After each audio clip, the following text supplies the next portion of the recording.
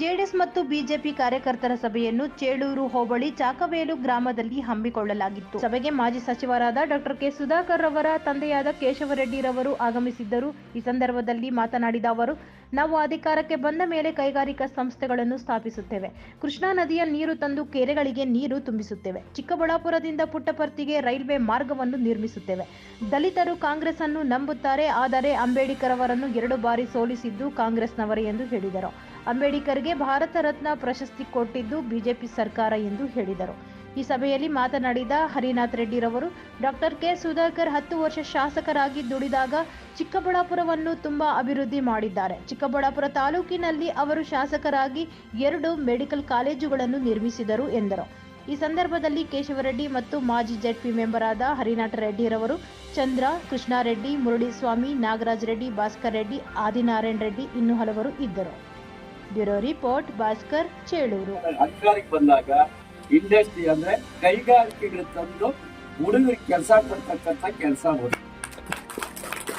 ಎರಡನೇದು ಕೃಷ್ಣಾ ನದಿ ನೀರು ತಂದು ನಿಮ್ಮ ಭಾಗಕ್ಕೆ ಕೆರೆಗಳಿಗೆಲ್ಲ ನೀರು ಬಿಡ್ತಕ್ಕಂಥದ್ದು.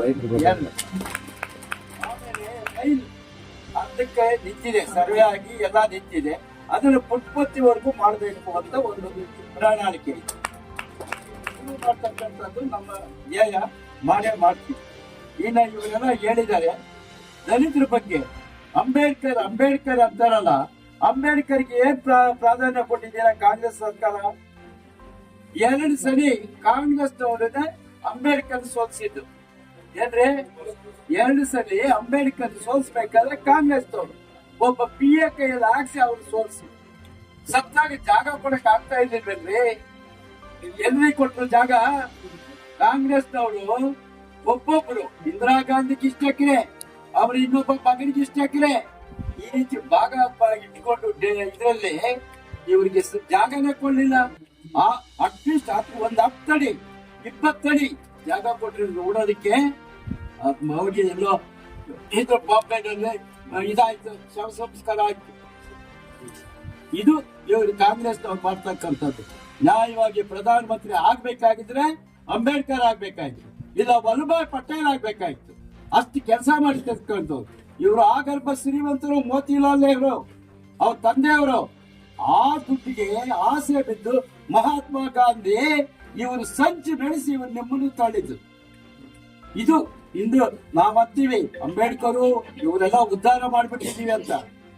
ಕಾಂಗ್ರೆಸ್ನವ್ರು ಏನ್ರಿ ಉದ್ಧಾರ ಮಾಡಿದ್ದಾರೆ? ಏನು 73 ವರ್ಷ ಆಯ್ತಿರಲ್ಲ, ಏನ್ರಿ ಮಾಡಿದ್ದಾರೆ? ಇವತ್ತು 10 ವರ್ಷದಲ್ಲಿ ಮೋದಿ ಇವತ್ತು ಇಡೀ ದೇಶದಲ್ಲಿ ನಂಬರ್ 1 ಪ್ರಧಾನಿ ಅಂತ ಅನ್ಸ್ಕೊಂಡಿದ್ದಾರೆ. ಇವತ್ತು ಎಲ್ಲಾ ರಾಷ್ಟ್ರಗಳನ್ನು ಎಲ್ಲಾ ದೇಶದವರನ್ನು ತಲೆಬಾಗಿದ್ದಾರೆ. ನಮ್ಮ ಸೈನಿಕರು ಹೇಳ್ರಿ ಬೂಟ್ ಕೊಟ್ಟಿದ್ದಾರೆ, ಪಾಪ ಒಂದು ಜಾಕೆಟ್ ಕೊಟ್ಟಿದ್ದಾರೆ ಕಾಂಗ್ರೆಸ್ ಸರ್ಕಾರ. ಇವ್ರು ಬಂದ್ಮೇಲೆ ಬುಲೆಟ್ ಪ್ರೂಫ್ ಜಾಕೆಟ್ಗಳು ಕೊಟ್ಟಿದ್ದಾರೆ, ಶೂ